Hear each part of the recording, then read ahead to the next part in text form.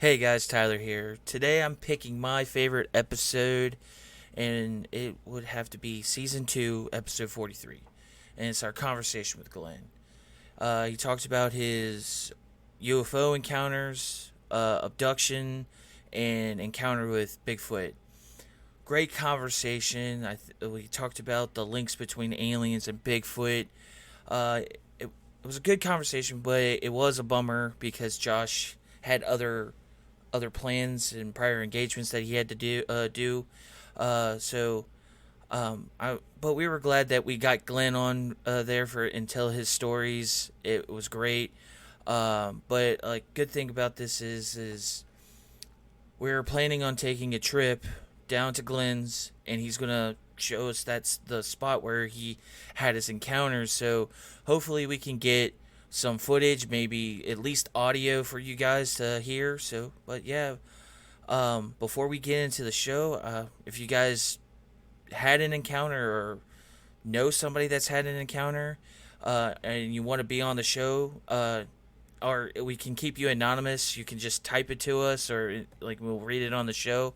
You can hit us up on Facebook, send it to our email. That's encounters@kyxfiles.com. or our website, which is www.kyxfiles.com. So yeah, I guess we'll see you in the next one. Join the campfire, guys. Mwah! Welcome to the Kentucky X-Files, Season 2, with your hosts Dennis Mays, Tyler Stewart, and Josh Gibbs.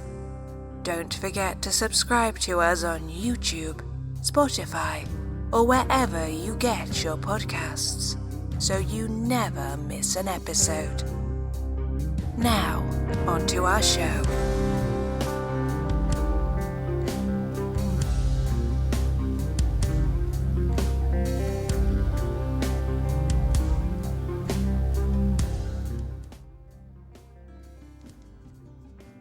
Welcome back, guys, to your Kentucky X-Files. Hoo-ah!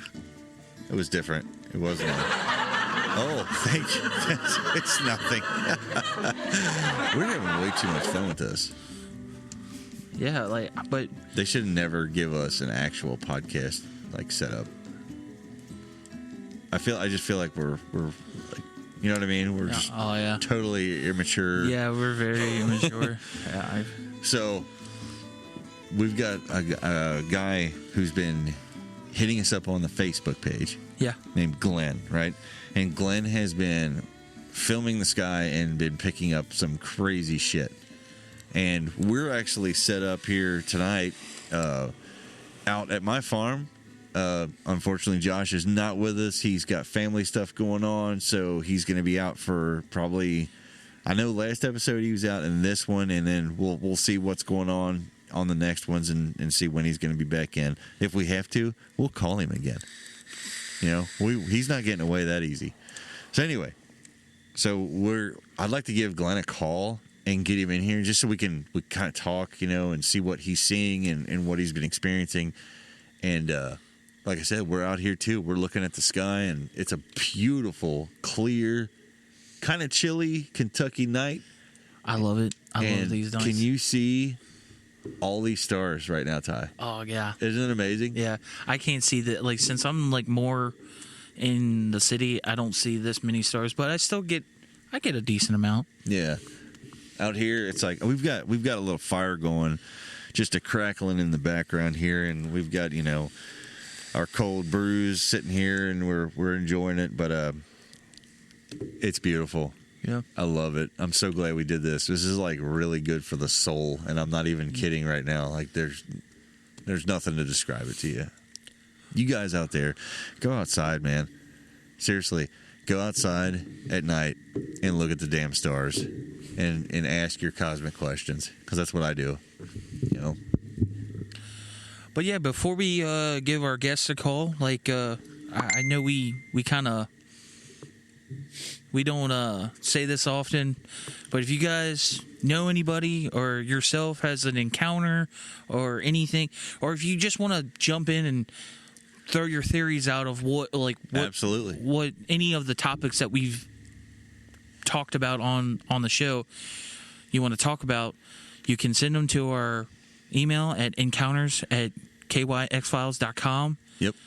You can be a phone-in guest, or you can just email us. Yeah, just email us. Yeah, We'll read your emails. Yeah, we always read your emails. And like and share. Yeah. Rate the show. That's something I've been forgetting is to, if you're listening to this, whatever platform you're on, if there's a way for you to rate it, rate it. It helps out a lot. We've had like a big surge in downloads and people listening, and we can't appreciate we appreciate it enough. Sorry, I got tongue tied there. But yeah, we want to just keep pushing this to the moon. So if you can do that, absolutely. Just rate the show wherever you're listening to this. Probably not YouTube because they don't like us. But we're in timeout. I feel like we're in forever timeout on YouTube. They're spanking our heinies right now because we're naughty boys, and we don't hold back. I mean, we say what we feel, right? I mean, yeah, we enjoy it. So hopefully you guys out there do too, and whatever, I mean, they can do what they got to do, and it's their platform. They make the rules over there, but no ill feelings. It's just how they want to do things. If that's how they want to do it. You guys out there are showing us every single episode with all the downloads that you guys want to hear what's next for the old KYX files. So you know what? We appreciate you. We love you. And that's not just the beers talking. Yeah. We mean it. Yeah, we mean it. We mean it. Yeah.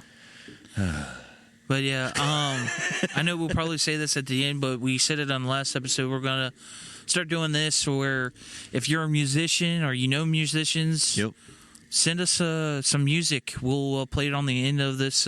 Absolutely. Our episodes every week. So if you have anything, send it to us. The same email, encounters@kyxfiles.com. Denny almost got hit by a flaming branch. That's a cool band name. If you guys need a name for your band, Flaming Branch. So yeah, I'm here to help. That was a very, very smooth. Very smooth transition there. I like that. That's a band name?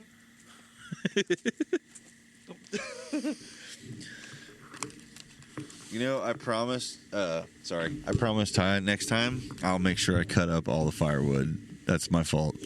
I've had to get up like 9 times to fix our firewood because I have a bunch of cedar and it smells amazing when you burn it, and like a lazy piece of shit. I literally didn't cut it up and it's just leaning here.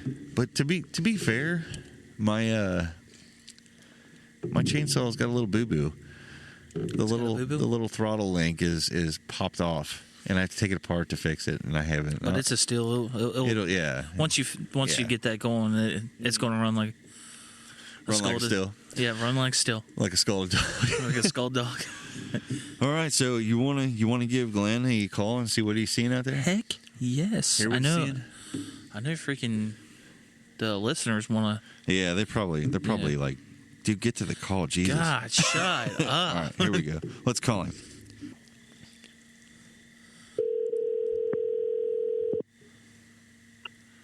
Hello. Hey, is this Glenn? This is Glenn. Hey, Glenn, this is Denny and Tyler with the Kentucky X-Files. Hey, man. Hey, how's it going? Good, man. Sorry, I want to apologize to you for having to wait for us. Every possible technical difficulty you can imagine under the sun has happened to us. We are not great at upgrades, and we just got an upgrade to our whole setup. And I'm really sorry, buddy. It's all good. I understand how it goes. I've been a musician doing recording and stuff for years, so it's a lot of hurry up and wait kind of stuff. Dude, you know what we were talking about recently? Now, I didn't know you were a musician. That's awesome. We've been actually adding it to the end of the show that we wanted to get people to submit music that we can use for the outro of our shows and try to bring some more Cool. attention to the music that the folks are out there making. You know what I mean? Yeah, I So if you got anything, man, we'd love to hear it. Yeah, I do. I've got quite a bit. I was a professional for 38 years. Wow. Was a hired gun studio musician, tour guy out in Hollywood for a few years, and then in Memphis for a few years. No kidding. Yeah, traveled all over, played every style of music. Wow. So I got a lot of gigs. That's awesome. That's that's really impressive, man. I mean, I'm myself. I can't say professional. I was a musician for half of my life and played a lot of local shows and things like that, but nothing to that caliber. You know what I mean? Yeah, I really I got bit by the bug really young, like 5, 6 years old, and so I always knew it's what I wanted to do. Yeah. Are you still pretty active? So, yeah. You still playing? Not. I don't really do gigs anymore. Occasionally, I'll do a benefit or something. Yeah. But I do have a studio here at the house, and I do a lot of, like, I just last night recorded a intro for my podcast I'm going to start, where I'm actually talking to musicians, telling road stories, and that's awesome. Playing a little bit. And yeah, it'd be great to know, like, more about that, so we could help you promote it. You know what I mean? Sure. Yeah, that'd be cool. Yeah, I toured all over the world and lived on an island in the Caribbean for a while, and wow. So music kind of took me all over, and I was kind of one of those people that was always in the right place at the right time. That's awesome, and, man. So I got to work a lot. We've noticed. I know we've been talking back and forth about some of the like interesting videos that you've sent over and pictures. It seems a lot of us musicians, for some reason, have a strange fascination with the unknown also. Yeah, it's true. I know I've played with hundreds of musicians, world caliber guys, and I still keep in touch with them. And a few of them, I've talked to recently about that. I think it's just something about that creative brain. I know we got an email from a fan maybe about 1 or 2 weeks ago, I think, that said that musicians were very open to the unexplained and the unknown. Like we already open ourselves up creatively so much that we're pretty much we're like recepting these things to, it's true, yeah. come into our lives. You have to kind of be like, you're like a big antenna for the cosmic consciousness. If you want those songs to come in, and how they just sometimes magically appear, and or in a dream. Sometimes I'll dream a whole song. Or I've done that. I've literally done that. I have this little project I've been working on, just kind of like on the side, and all of the music on our show is for that project. But it's kind of it kind of lended itself to the like the atmosphere of the stuff we talk about. So I just kind of just stick it in there. You know what I mean? Yeah. And that's awesome. It is. I'll go to sleep, and I'm like halfway in between awake and asleep, like that little that twilight of in between, and I will. That's a great time to write a song, and I'll have to the next day. I'll have to get to the computer and start working, start programming my metronomes, and you know what I mean. Yeah. I right about the same time that I had my first UFO ET experience. I was like 5 years old. Yeah. That's when I got interested. I had a neighbor that lived 2 doors down that had a drum set, and that's when I got into music. Was the same time that those experiences were happening. What was? I mean, if you don't mind me asking, what was the experience? Yeah, I lived in Lexington, Kentucky, and I was. I was about 4 or 5. We moved to this to Lexington, and at night, more than once, I would have a gray show up at my window at night and take me in, and abduct me. Really? And I wouldn't remember anything except waking up like outside in the front yard, and always with one of my little neighbor friends too. Like she was there also. Holy We're like shit. 5 years old, standing out in our pajamas, in the middle of the night. And back then we didn't lock our doors really.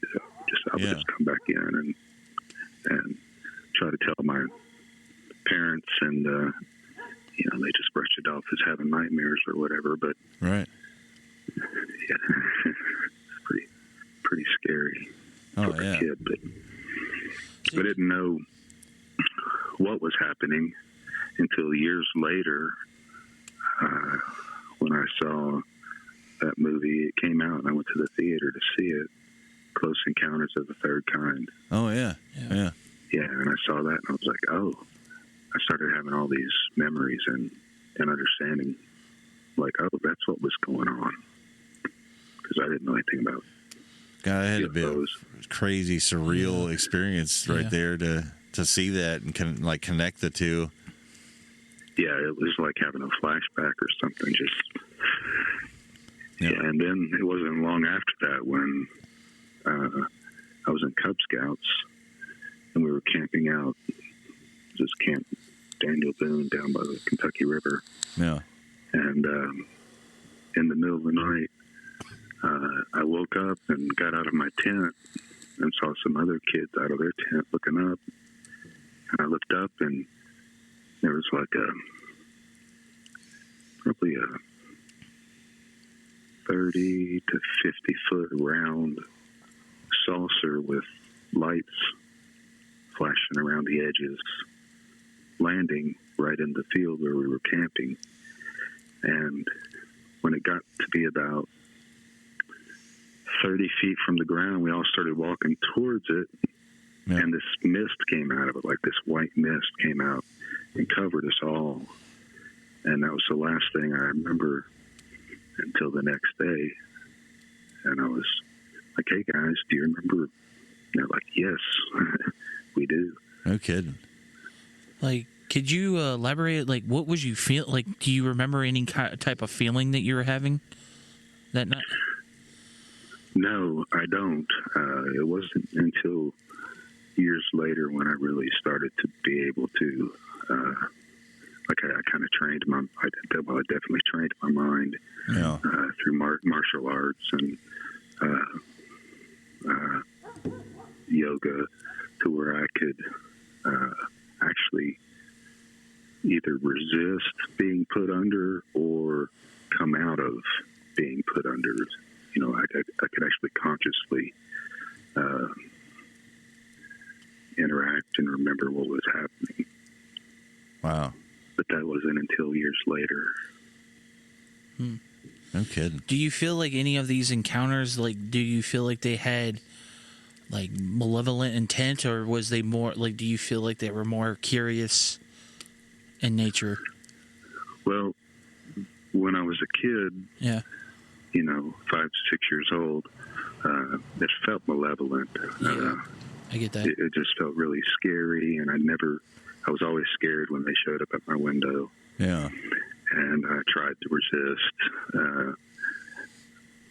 But years later, in the early 90s, when I came off the road, anytime I would come off the road, I would come back to Kentucky, and I like to camp, bushcraft, that kind of stuff.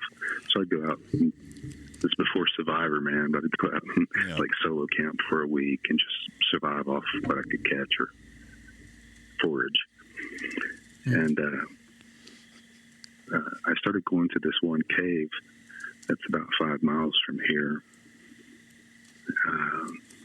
It's on a Native American trail called the Warrior's Path, which runs all the way from Florida up to the Great Lakes. Okay. And it's this little side offshoot of this creek, and it's a cave where Daniel Boone used to have a camp back when he was exploring Kentucky. And it's actually had a few Bigfoot experiences there. Oh wow! On this property and at this cave. But I would go to this cave once a month. I should preface this. I'm an ordained minister. I've studied all the world religions, alive and dead. Yeah. And I really got into shamanism because I noticed when I was drumming, physiological changes would happen sometimes. Like I'd maybe feel like I was going into a trance, or felt like I was leaving my body. So I started doing research into that and found out about shamanism and how they use drumming techniques. And then that kind of fit in with the yoga I was studying, Kundalini and pranayama. Yeah. So I would go to this cave once a month on a full moon and camp and do some drumming, build a fire, meditate, and had quite a few experiences, I guess what you would call paranormal experiences. Right. But one of those experiences was I had been meditating and had gone into a trance, and I came out of the trance and I was laying on my back about 4 feet off the ground, and there was probably a 7 foot praying mantis looking dude standing over me. Holy shit. And 3 kind of tall grays standing behind him. And they all looked surprised that I woke up. Like, I could tell they were like, whoa. Like you caught them off guard? Yeah. And that can't be easy to do. yeah. They were surprised. And I couldn't move anything except my eyes. And I could see that the mantis guy had his hands doing something around my torso area. So I just thought in my mind, what are you doing to me? And then he answered me telepathically, we're helping you to evolve. And then I answered back, just thought it, Yeah. Well, if it's positive, then go ahead. And then the next thing I know, I was back out again. And, of course, when I came to, they were gone. But that was the last, well, okay, so a few days later, I wake up at my house, and there's like an open sore on my leg, like a wound about the size of a dime. Yeah. And there's something in it. I can feel something hard inside. Well, it heals up, and it's still I can feel something hard inside there. And occasionally, like I said, I would go once a month to this cave, full moon. And occasionally, when I would come back, it would be red and irritated. And then a few months later, I woke up and it was red and irritated, but the hard thing wasn't in there anymore. It felt like about the size of a BB or a little larger. Yeah. And now I have a permanent scoop mark in that spot, and like a permanent hypodermic looking hole right next to it that won't go away. And that was in 1993. Oh, shit.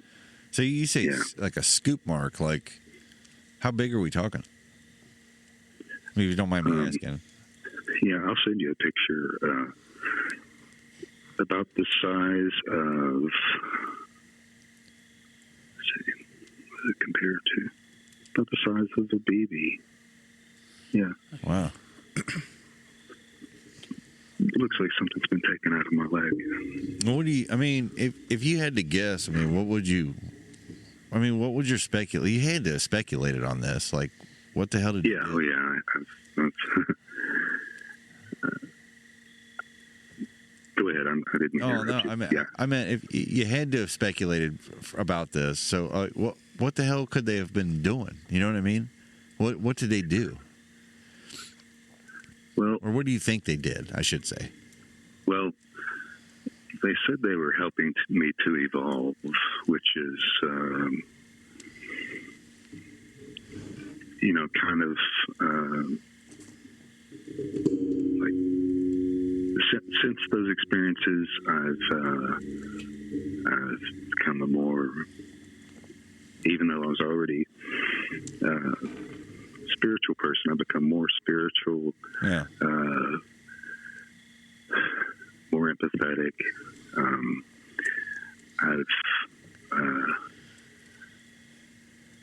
I think they may have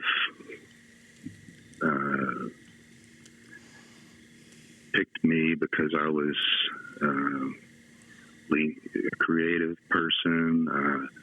I mean, I was always a spiritual person. I mean, by the time I was like third grade, I was studying Buddhism and Taoism, and I always been like had this real sense, like a kind of like justice, like everybody should, like injustice really drove me crazy, Right. And I don't know. It's hard to say, really. I think about it a lot. But I've since then I've realized, like they showed me, like there were times in those cave experiences where I would leave my body and I would remember traveling with these beings, and I remember they would show me things, kind of tell me a few things as far as like how everybody is, we're all made up of energy and we're connected to everything in the universe, like a giant spider web of energy. And right. They showed me how important taking care of our environment is, especially the water. And it affected me so much that actually the next CD I made after that, like the theme running through it all was water, and how we can, our bodies are mostly water, right? Yeah. And I've kind of developed a little bit of ESP and a little bit of, like, I can see kind of 10 or 20 years down the road what's going to happen with some things.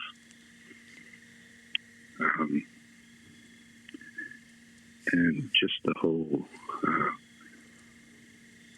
like, showed me some things that back in the 90s that about space and time and that have only been recently discovered to be facts, but these are things that they showed me back then.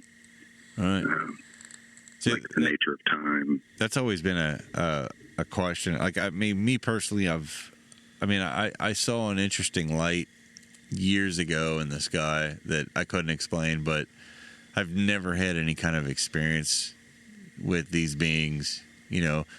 I've always wondered, that as we advance along our natural path as humans and we learn, more and more, and we progress, what kind of things are they going to, it's like they're going to have to up their message a little bit as we go forward. Yeah. Because, 20, 30 years ago, getting a message like, hey, you know what, we're all made of energy and we're all connected, back then would have been, that's profound. Yeah. Yeah. As we go forward, especially as physics has caught up to that. Exactly, and physics is saying that, yes, we are all connected and we are all energy. Well, now they're, it's It's like the paranormal becomes normal. exactly. And I've said this on several episodes now that we have to stop looking at some of these things as if it's science fiction and start accepting that this is science fact. That Exactly, yeah. if aliens would come right now, if they would come right now to the modern person who's interested in these subjects, and they'd take them and they'd say, we are all connected and we are all made of energy, that person's going to be like, well, you know, shit. We have physics now. We have books. They're going to have to up Have you heard of the internet? Yeah. So that's what I'm saying. Is if they're able to scale their message with our progress, that means that they're keeping an eye on what's going on. Well, and you know what I mean? Well, another thing too is that I feel like they're probably trying to give a message, but then again, that I feel like this happens I feel like rare people. Like, I feel like there has to be something about that person. You're not an Rh negative blood type, are you? No, I'm A positive. That would have been a crazy coincidence, because we've heard a lot about that lately. But I was actually through my practice of shamanism and meditation. I didn't realize it, but I was practicing what they now call the what is it? CE5 protocols. Are you familiar with that? No.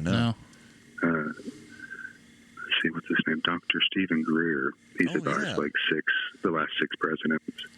But yeah, they're doing this thing where they're like going out and meditating and basically just trying to communicate. And these crafts show up and they fly around them, and they've got all these videos of it happen. I didn't know that was the name of it, but yes, I actually have checked into this. This shit is fascinating. Because and I was doing this back in the 90s. Yeah. And I think that's why they were. Plus, I was in a cave, which historically has been a place where people have these kind of experiences. Yeah. Mystical experiences, what have you. And, you're blocking off a lot of EMFs, you're underground. Right. And I was actively trying to communicate with the other, whatever. In my mind, it was my creator, the universal consciousness. And what I met was a variety of entities, and had a few journeys out into space and into other dimensions, and was shown different things. Like, for instance, flying out through space, and I'm guessing I'm in a craft. I'm not sure. I left my body, I know for sure. Yeah. Because a friend that was with me said he saw me levitate about a foot off the ground and then fall back onto my back, and then I was just unresponsive for a couple of hours. Holy shit. So I guess I left my body. Yeah. And they're going through space, and I could hear each of the planets as it rotated making a sound. Kind of similar to what you would do if you took a glass of water, a crystal glass, and rubbed your finger around the rim. And each one had a different resonance, a different sound. And they were like, yeah, that's the music of the spheres. And that's where your whole music system comes from. Yeah. And then I was confused, because for years after that, I did a little research. No, there's no sound in space, because space is a vacuum. Well, just recently, in the last 5 years, maybe, they, with the Voyager, I think it was, they found out that, they do make a sound. They produce vibration, which makes a sound, and they've actually got recordings of it. Right. Yeah, and I think I actually checked into that. It wasn't too long ago, where it was the frequencies each planet produces is pretty fascinating. You can actually go on YouTube and listen to them. It's really powerful. Yeah, I have. Yeah, it's very cool. Because I was just blown away that, like, something that that I'd been told by these entities, And another thing they showed me was like the nature of time. We as humans tend to think of time as linear, you know. Yeah. A byproduct of gravity. Right. They showed me how time was more like a spiral inside of like a funnel, if you could imagine that. Yeah, so where I like can get behind as you're at the top on the outside, time goes kind of slow going around. Yeah. And it speeds up as the closer you get to the bottom. Oh. Okay. Yeah. Kind of like the marble going down the exactly down the spiral, like how it goes fast once it gets to faster closer. and faster. Yeah. I exactly. can see that. Yeah. I mean, I think I don't know how many episodes back it was. We were talking about how when you think of a planet floating in space, that you have to almost think of it as if it's being suspended by a soft net, and where it deforms the net and sinks is actually time. Yeah. And how it warps time, and you know, it is interesting that we perceive time in a way. We almost grow up thinking that time is this solid thing. It's a staple. It's death and taxes and time, and those, you know what I mean? We never think of time as being a little bit more fluid. It's actually not quite a nice and neat system. It's I like to think of it more like chemistry. It's a lot sloppier, you know. Yeah, more fluid, not so static. I guess we, like, over the years we've funneled it into like what we see it today. We try to like put our, you know, just like anything else. Like I've said, we're a very egocentric creature, human beings. So it's like we have to label everything and put it in a line, you know. And time is just so much bigger than us. And like, I mean, they were out there again tonight, hovering over the forest, and I got a little bit of video, but they wanted to stay behind the trees. But yeah, I mean, it's so egotistical for us to think that we're the only creations in this, you know, in this existence. Because do you think that when they come here and do you think it's actually them, or do you think it's like a drone or some kind of, I don't know, maybe something artificial that they've sent? Well, this particular craft, it's really strange looking, especially I've yet to get the close-up video that I see, because a lot of times, like the last time I'm looking at it, and it's this huge sphere, and it looks like it's alive, like it's got, it's hard to describe.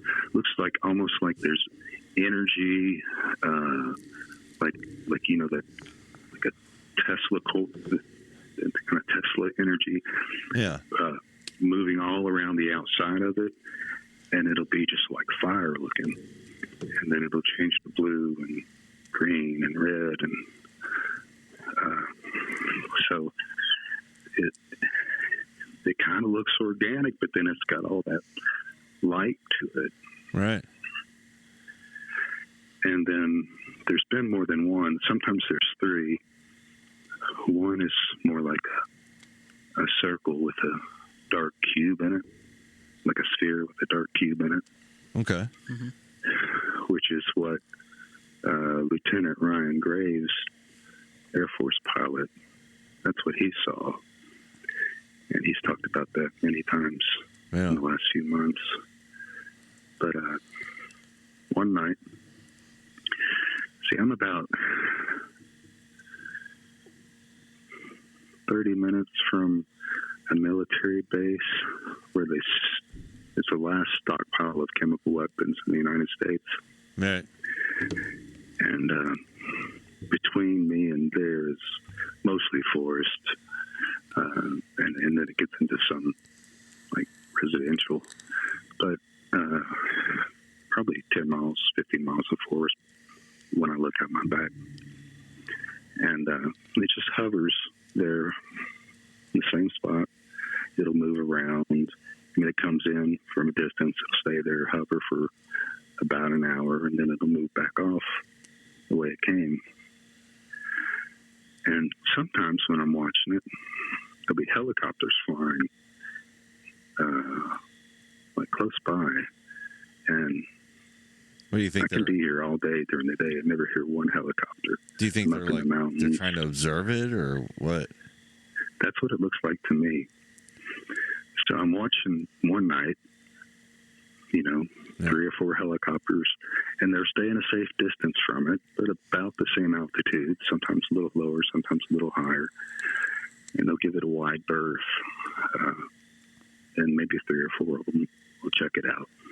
And then this one night I'm watching, and a larger helicopter, like one of those big military helicopters, is flying over towards it, and it gets closer than any other copter I've seen. Well, a laser beam shoots out of this thing and hits the helicopter, Holy shit! and it loses power and starts to fall for about a second, 2 seconds, and then it regained its stability and flew off quickly. Oh, I imagine so. I imagine they are like, holy shit. Okay. They got lasers. And then one night I was watching it. Go ahead. Sorry, I was just making a joke. Like, they got lasers. We got to go. Yeah. So we can't fuck with Yeah, these they were guys. out of there pretty quick. Yeah. One night I was watching, and I think I sent you the video. An orb flew out of it and flew down into my backyard, flew around my backyard, and flew up to the window of the second story where I had my video camera. And I was getting ready to set it on a tripod to get the UFO, but before I could do that, the orb flew out. So I've got it all on video. Yeah. It flies right up to the window where I'm at, and there's a power line there. And the power line starts sparking. Yeah. I seen that video. Yeah. You sent And then it to it the flies email. off, and the power line continues to spark for a minute. But yeah, that was another weird. Pretty wild. I hear a lot about these orbs. Do you? And I know you said you had a couple of experiences with Sasquatch. Do you think any of these beings have ever like messed with them? Do you think do you think they have any? Because there's a lot of people out there that believe that the Bigfoot and like aliens have like some type of like relationship in some ways. Yeah, I didn't used to because I had a face-to-face encounter with a Bigfoot at that cave. Literally, I was 3 feet from it. Oh, dang. And we'd been, and I'll tell you the story. So we'd go down there once a month to camp, and what I would do for fire, see this cave, you could walk in through the ceiling, and when you got down to the floor, you were in this huge cavern, and it had a creek that ran through it and went out an opening. So you could build a fire there, and the smoke would go out. So it's a great place to camp. So I'd go down there, and to get firewood, I would break these sticks and throw them down into the roof of the cave. So I'm standing out there every time I'd go for about 45 minutes, taking big limbs and smacking them across trees to break them. So I'm actually going smack, just banging on trees for like 45 minutes, doing wood knocks, which I didn't know what a wood knock was. So then I'd go down there and build my fire and cook some food and then do my drumming and meditation and camp out. So it's about, I don't know, maybe midnight or something, and I decide I'm going to come out of the cave and answer the call of nature. So the full moon, all the leaves are down, so I'm just looking around at the forest going, wow, this is beautiful. It's just lit up with a silver light. And just standing there, and I hear this really low growl right behind me. And I felt it like in my torso. It was like a...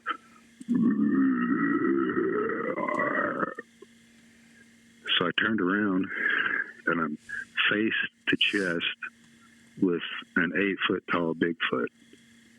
Oh my God. I looked up and looked at its head, and the moon was right behind it, so I'm only getting a silhouette. He's probably 3 feet wide at least, and could hear it breathing. Mm-hmm. And so I looked up at its face, and then some thought came in my head, well, maybe I shouldn't look at it in the eyes. It's an apex predator. Mm-hmm. So I looked down, and as I looked down, I'm like, wow, look at its arms, look at its legs. And I'm just standing there, and I'm thinking, okay.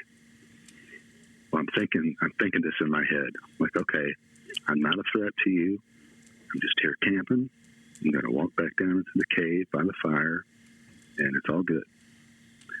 So I just kind of started walking sideways, still in front of me, 3 feet away. I walked sideways about 10, 12 steps, and then I'm at the place where I can go down to the cave, and I just booked it down in there by the fire. And that was stayed awake all night. Just scared. Yeah, I can understand that, being caught off guard, especially finding something that, like, basically to this part in the story, like you never, like, saw a Bigfoot, you never really thought about Bigfoot. No. And no, so never. Like that's like, I feel like that's the scariest moments, like those moments where you never seen this type of creature before, and then you stumble across it, and the scariest. Yeah, the scariest. So, like, I'll never forget. So after that, like, it didn't seem like it didn't bother you anymore, like, no. through the night? No, it didn't. And I went back there, every full moon for, well, not after that. I'd been going every full moon for probably 9 months or a year. After that, I never camped at the cave again. Mm-hmm. That same property, it's about 500 acres on the top of the mountain, which the cave is down at the bottom of the mountain. But I would camp on top of the mountain where my buddy, he's a musician, high school friend. We built an outdoor stage, and we would, summer nights, we'd get out there and play music and cook out and have friends over. And so we're doing this one night, and we finished jamming, and I had set my tent up in an apple grove about 100 yards from the stage. So I went over there, and I'm camping, and I'm hearing all these coyotes, which is strange because we didn't, up until that point, we didn't have any coyotes in Kentucky. So I was really amazed hearing all these coyotes, like a whole pack. Fell asleep, woke up sometime in the middle of the night to that same low growl right outside the tent, right by my head, mm-hmm. about a foot away from my head. Like I could feel it going through my body, that growl.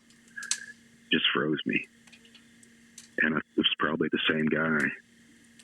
He just stood there for maybe 10 seconds and then walked off. And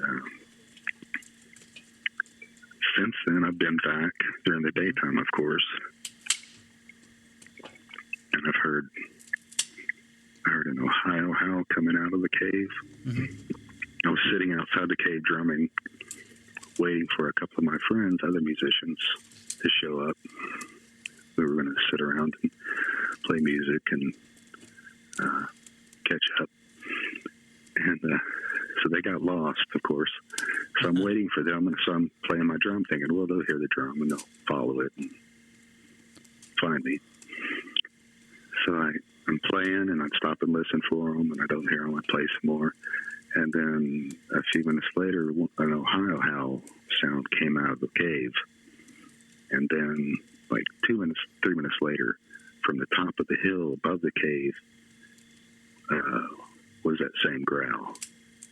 And then about that time, my friends were coming up from behind me yelling, "Glenn, Yeah, and that was my last experience there at the cave. But so then I always thought, well, it's some kind of natural creature because I came face to face with it. Mm-hmm. But recently, with this UFO that's hovering over the forest every night, and I think I sent you a couple of pictures of what I think may be a portal. Did you see those? Yeah. Go ahead. That wasn't visible to the naked eye.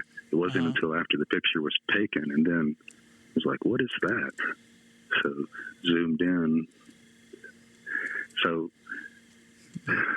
I wouldn't, now I wouldn't be surprised if they do have some kind of interaction, like, because I've heard stories like at Skinwalker Ranch about something coming out of a portal that looked like a Sasquatch, and there's just so much that we don't even know. Yeah. I want to know. Yeah, I know we've talked a lot about on the show is that there's a lot of like mysteries around Sasquatch just being what it is, but we don't know what, like, since we don't know what it is, we don't know what it's capable of. Like, exactly. So that's like the hardest thing is like when you're doing all this lot of speculation and everybody has their own opinions about how Sasquatch is, but there's still like I know that like the whole portal thing, I've seen a couple that seemed very odd the way that it was. I knew that Denny, he was him and his wife dissected I think it was I can't remember his name, something Carpenter video, and this video was like 12 years old, and people started picking out that there was something that was following him, but when they looked at the film, like the actual, like when they zoomed into where it was on the trail, like there was like this circle around, like you couldn't see it, but you can tell that there was like a shape there. Like it was bending. Yeah, there was this disturbance around it, but it was like a perfect circle, and it was weird but they said that as the film keeps going, that being kind of fades away into it. Like you never really saw a physical thing to it, but then after that, you it started to slowly fade away. So yeah, like the portal thing is. It's crazy, but that's something that it might be a missing puzzle piece in a lot of these things, is because like it sounds so crazy, it could be true. I think you may be right, and I didn't even think about this until like got that picture, and then it's in the same. It's like below where the UFO hovers every night. There's all kinds of caves. There's old silver mines. We're you know what the Paranormal Highway is? No. It's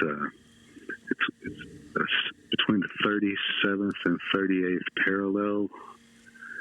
It runs, runs across the country, and in that space, there's been tons of UFO and other paranormal stuff happen, so that earned the name the Paranormal Highway. Mm-hmm.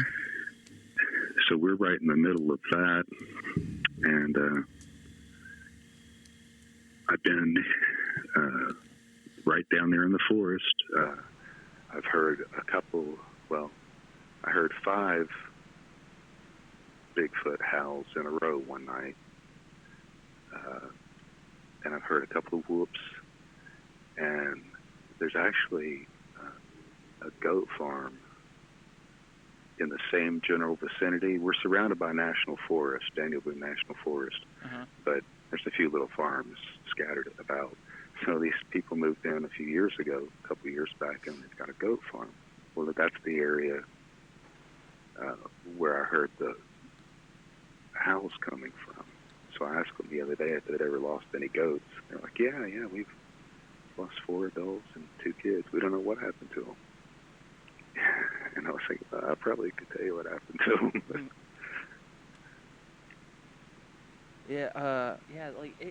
Like some of, like, yeah, like I can't remember. We had a guest messaged us one time about him losing, uh, like I think he said he raised turkeys, and Hmm.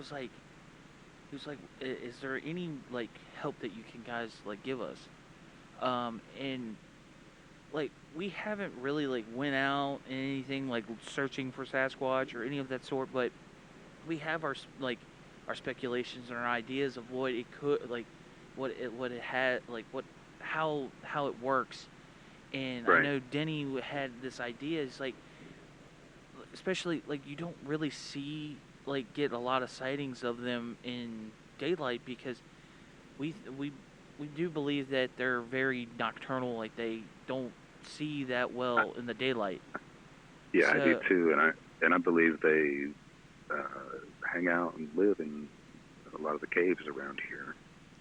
yeah, because I think there's actually been I know there's been numerous sightings at the Mammoth Cave. Yeah. Yeah, so I think there's a lot of I think a lot of people. And there's another one that they kept saying that um they believe that they dig, they bury, like they. Some people say like there's it's so massive. Like how can it just disappear when you see it 1 minute and it just disappears? It could be like going down the side of the portals, but then some people think that it's more along the lines of them digging, or they have like these holes that they've channeled through areas Yeah. too. Like, but it could That they be can just jump into, and yeah, they jump into and they kind of hide, or they kind of go around, especially through the day, uh, when like daylight hours coming. Um, well, they're masters of not being seen. oh yeah, So, yeah, I'm sure they use all of those tools or and whatever. I mean, who knows how evolved they are? and that's another thing too. Is like to go back on what I originally asked is like, do you think that they're aliens and Sasquatch are connected? I wonder if this is something like, because the experience you had, the being was saying that he's trying to, I can't remember how you said it, like trying to help Help you me evolve. evolve. Maybe that's the Yeah. same thing. They help them to understand, like, okay, you want to be separated from these people, so we're helping you to be more stealthy and learn your ways to like get around that and help them evolve into the beings that Right. they are today. Yeah. That makes a lot of sense, actually. I think.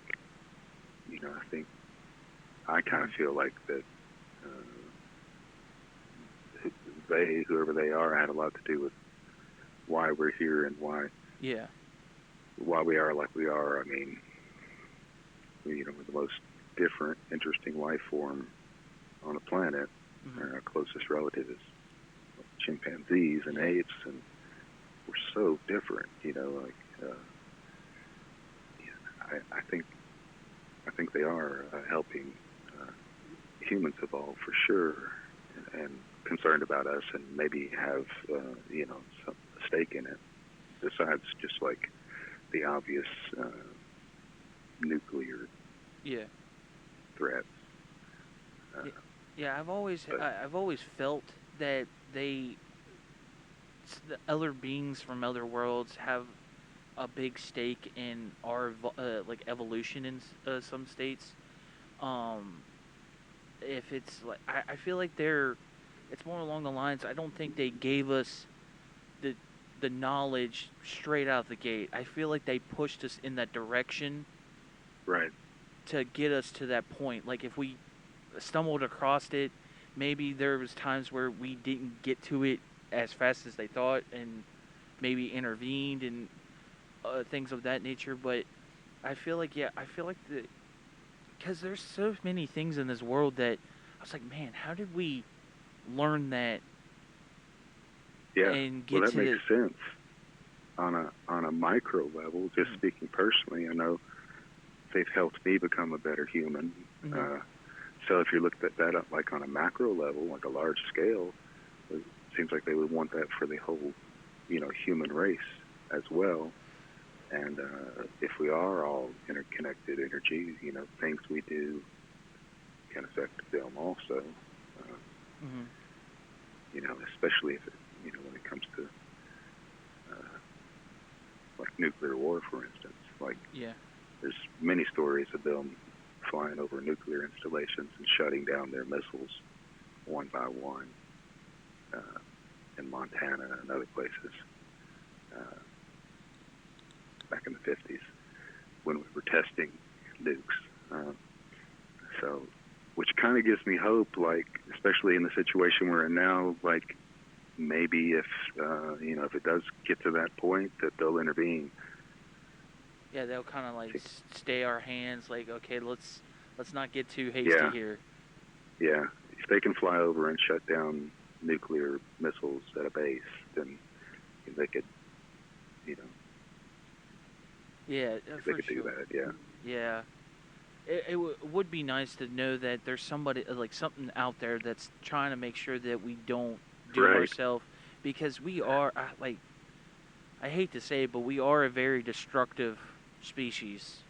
Oh yeah. We choose to put up shopping malls instead of fields of food, like like food for us. We enjoy entertainment more uh than the livelihood or the well-being of where we live. And I feel like that's another thing too, is why maybe if they do interact with like Sasquatch, it's probably because they feel that they're a better fit. Because they cherish more of the nature side of things. They live in harmony with their environment. They live in harmony, and they're not more clouded by that. So I feel like, and I've always said this too, because everybody keeps like, we never really state. We keep like, there's multiple people, you included, that have seen and actually experienced other beings, and we're all like some people have different different types of stories. Some people say it's malevolent. Some people think it says it's good. But I think it is we're saying that there's only one being, one type is visiting this planet. There could be multiples, ones that are ill intent and some that are actually trying to help us. I think that's probably the case, because I know, just I've come in contact with a few different ones. I can't say about my childhood because that was scary. That didn't seem, that seemed malevolent, like kidnapping a kid from his bed and scaring him to death. But the other experiences I had as an adult, they were all positive and with various different the mantis, the grays, the larger grays. Yeah, cause even the famous, like, one of the famous stories that came out of Kentucky about the I think it's in Stanford. I think it's at Stanford, Kentucky or something, next to, kind of close to Lexington. These three women back in, like, I think the 80s or something, they were driving home and they lost time between these two, but then they started to go. They went to like a hypnotist, and they started to talk about their experience of like where they lost, because I think they lost about an hour of time, and they said that they were on a table and they were doing these things to them, and one actually said, like, I think they had like a rash on their arm, and she had cancer. Is that the one? Yeah, they had radiation burns. Yeah. And they were like, there's no way you could have just gotten this randomly just driving down the road. Nothing around here is radiated. You'd have to be at like a nuclear power plant or something like that, or have exactly. Yeah, so that's something that's like crazy. Like, so I don't know what these types of beings were doing to these women. So like that, and like I know we had another guest on the show that he said that he had the same experience. Like, he saw these grays, they took him, but then they said that he had X-rays done, and where he said that he started to have like these weird feelings where he felt like they were doing something to him. they said that there was a foreign object in his body. So now I'm saying, like, okay, some people, they're like, so are they tagging that, like, these people now, or like, now I'm That's trying the way to. I felt when I had that in my leg. Uh-huh. Did you ever Yeah. get like any X-rays are done, like, just out of the blue, just to see if they left anything behind?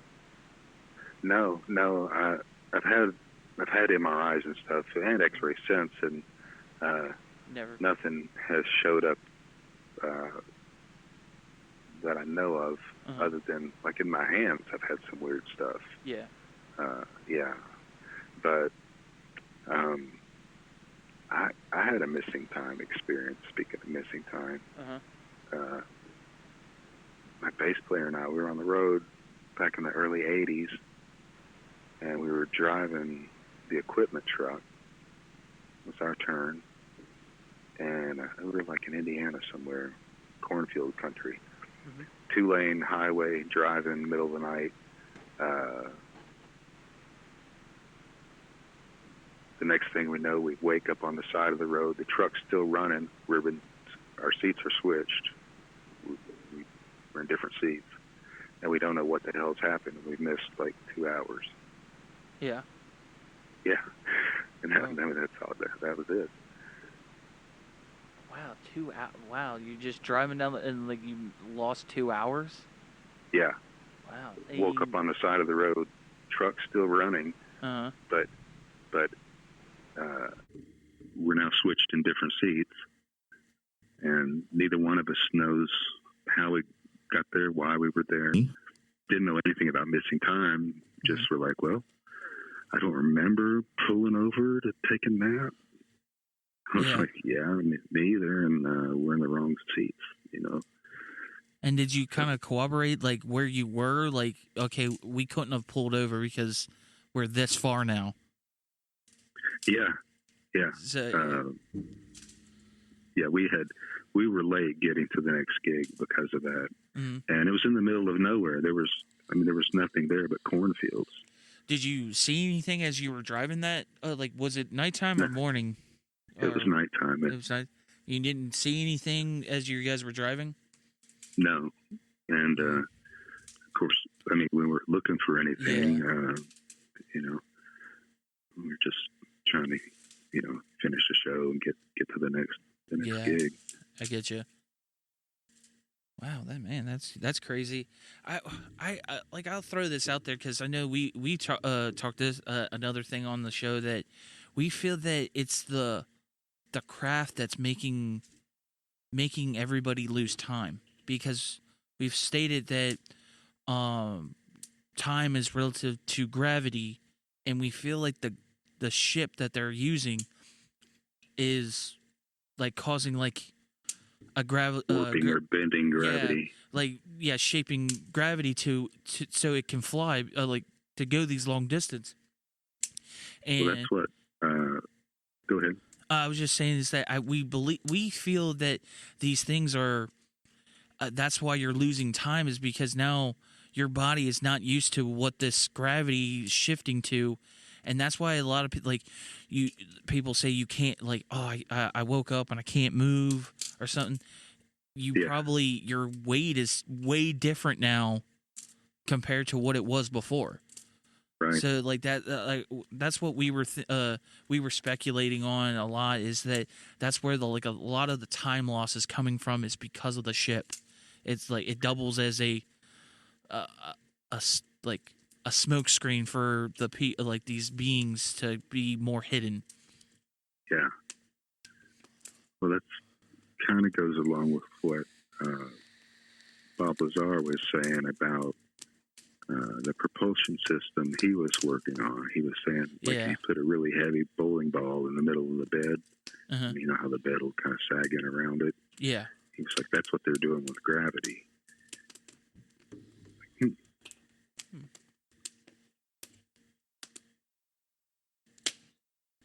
So yeah, So yeah, the propulsion system might have something to do with that missing time, and it is, but like, So, like, that's why I was like trying to get at too. Is like, do you feel like every time that you've had these experiences with these like ships, do you, do you feel like you've lost time, or you feel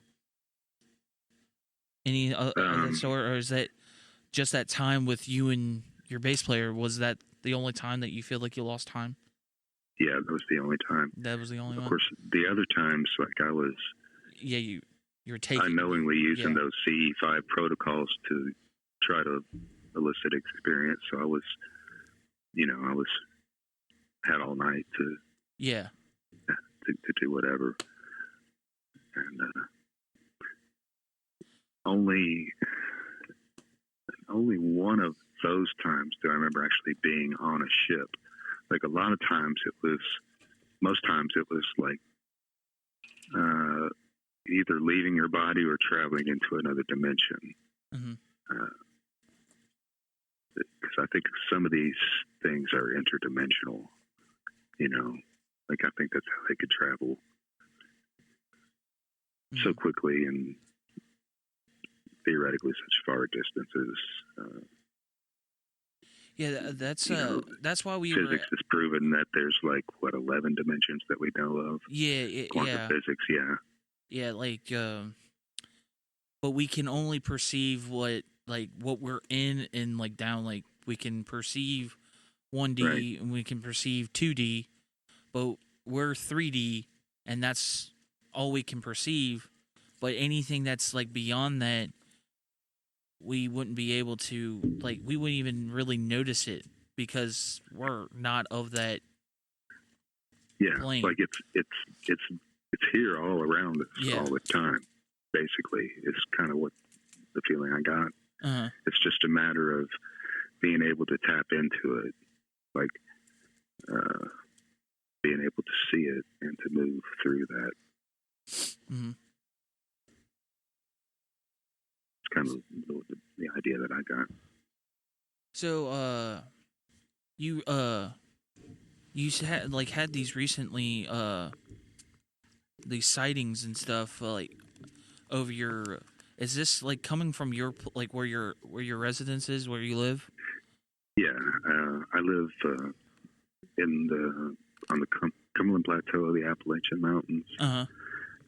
And so it's Danny Boone National Forest, so it's really secluded and quiet. And every clear night they're there. Every clear night they'll come right before dark. I'll see them coming in from a distance. They'll get to the woods right behind my house, maybe a couple thousand feet away from me, and they'll just work that area. They'll hover about and move about, and they'll stay there for usually about an hour, and then they'll go back the way they came. It's every clear night. Do you think it has anything to do with that military base that you're talking about, or do you think they're just curious? Because you said that was that's kind of like a weapons hold. Yeah, they're more trying to keep it safe, and they don't know this craft flying over the area. Or do you feel like it's coming from that base? I don't think it has anything to do with the military, other than they come out and observe it. They have to,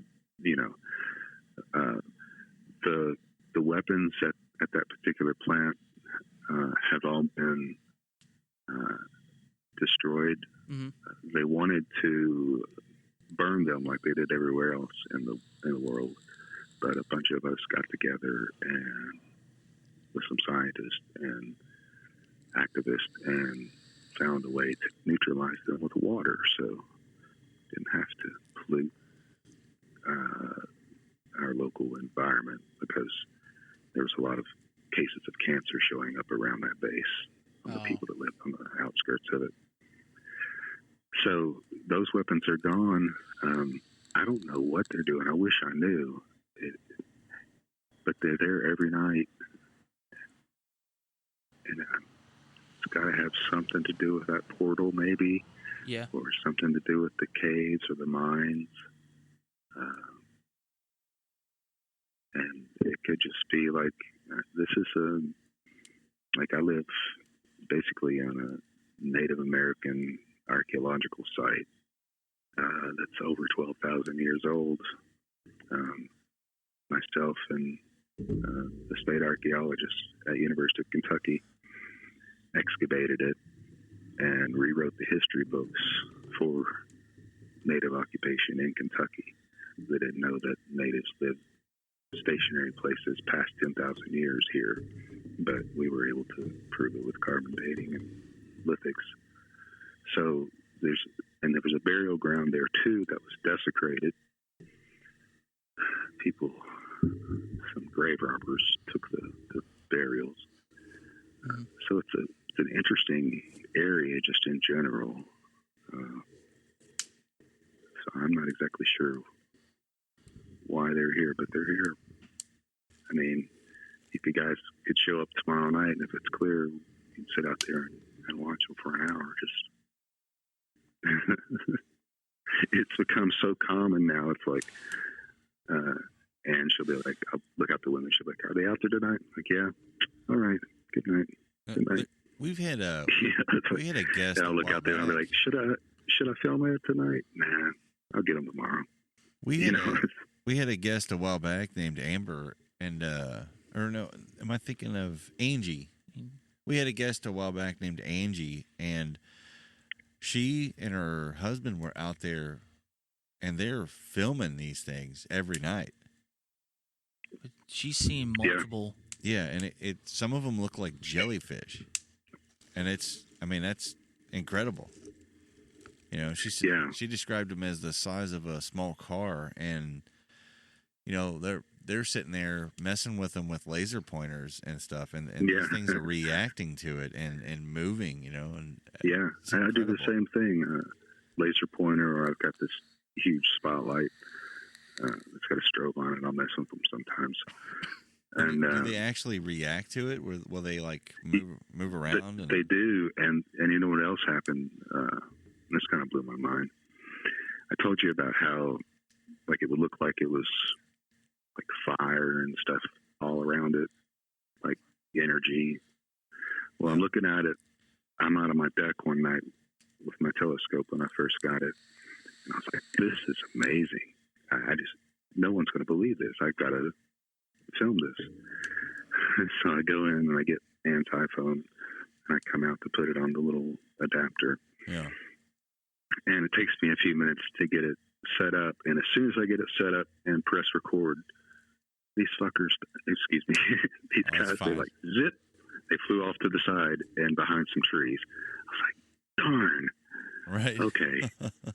So then I was like, okay, if you guys will come back and just show me that again, where I can look through the telescope, I promise I won't video you. I just want to see it again because it's amazing. Yeah. Because at the same time that it's like, looks like all this golden electric energy swirling around this globe, it has a big black spot that will swirl around it.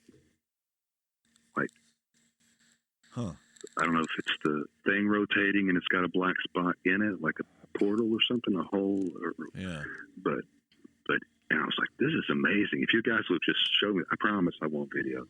So I'm looking, and they fly back out, and I'm looking at them, and I just can't resist. I'm like, this is just too cool. I got to film it. So as soon as I pull that phone out and turn it on, they're like, zip. Like, no, you're not seeing this. No kidding. So yeah, they react for sure. That's amazing. Yeah, it is amazing. Yeah. Glenn, unfortunately, we're actually out pretty remote because we wanted to. When we talked to you, we wanted to be out here looking at the stars too. Cool. We're about to go dead on almost everything. So we actually are going to have to wrap it up. Unfortunately, I would love to invite you to come and talk to us again if you would. If you're down for it, that'd be great. Yeah, man, anytime. Yeah, and if you have any music you want to throw on an episode, man, I would love to hear it, man. I could send you something tonight if you want. That'd be fantastic, and we'll play it to the outro of this episode if you're okay with it. Yeah, no problem. That'd be great. We really appreciate you talking to us, man. Sure. I'm sorry we've never we wanted to, when we talked to you, we wanted to be out here too. You know what I mean? And Yeah, the I'm glad it worked reality out. of everything kind of needing battery power, and now we've got a better understanding of how long our batteries will last while we're out here. Yeah. You know, but yeah, I really do appreciate you talking to us, man. I feel like we've It's learned been great a lot. talking to you guys. And, I'm enjoying your podcast, and keep it up. Awesome. Yeah, man, we Yeah, thanks. really anytime appreciate you it. want. Absolutely, man. I will definitely keep in touch on our page and send whatever you want to share, man. We're definitely interested, and Yep. it's awesome, man. It's mind blowing stuff. All right. Well, you guys have a good evening All right, and be man. safe. You Later. too, man. Appreciate it. All right. See you later. See you, buddy. That was pretty cool. I mean, Yeah, it was. I really like, enjoyed he that. He had a lot of information. Well, a lot of experiences. yeah. So, it. That's kind of what I've been learning since we've been Mm-hmm. doing this show is you can't. It's like you can't summon it all up to a single experience. Yeah. It's a lifetime of experience is what we're getting. It's like, you know what I mean? Once somebody experiences something, I truly believe it's the red car thing. It's like something happens and then you're looking for it and then you're open to it.